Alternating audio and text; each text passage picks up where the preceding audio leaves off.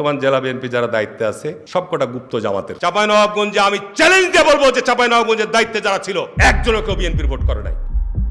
চাঁপাইনবাবগঞ্জ জেলা বিএনপিতে বর্তমানে যারা আছেন তারা সবাই গুপ্ত জামায়াত, এমনই বিস্ফোরক মন্তব্য করেছেন চাঁপাইনবাবগঞ্জ জেলা পরিষদের প্রশাসক হারুনুর রশিদ। তিনি আরও অভিযোগ করেন, ত্রয়োদশ জাতীয় সংসদ নির্বাচনে তারা কেউ বিএনপির পক্ষে ভোট করেনি।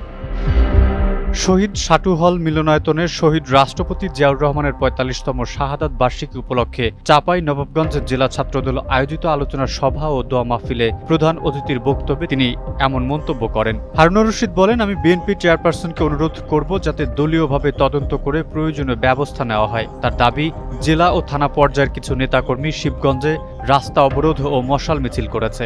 নাচল, গোমস্তাপুর ও ভোলাহাট আসনের প্রার্থী পরিবর্তনের দাবিতে রেল অবরোধ ও মশাল মিছিলও করা হয়েছিল বলেও তিনি উল্লেখ করেন। তিনি আরও বলেন, আমি চ্যালেঞ্জ দিয়ে বলছি, চাঁপাইনবাবগঞ্জের দায়িত্বে যারা ছিল একজনও বিএনপির পক্ষে ভোট করেনি। বিএনপির রাজশাহী বিভাগীয় সাংগঠনিক সম্পাদক অ্যাডভোকেট শাহিন শওকতকে ইঙ্গিত করে তিনি বলেন, রাজশাহী থেকে এসে তিনি প্রধান অতিথি হয়ে মঞ্চে বসে বক্তৃতা দিচ্ছেন, অথচ ছাত্রদলের কাউকে তাদের মঞ্চে দেখতে পায়নি। এ সময় উপস্থিত ছাত্রদলের নেতাকর্মীদের মধ্যে তার বক্তব্যের সমর্থনে ভুয়া ভুয়া স্লোগান শোনা যায়।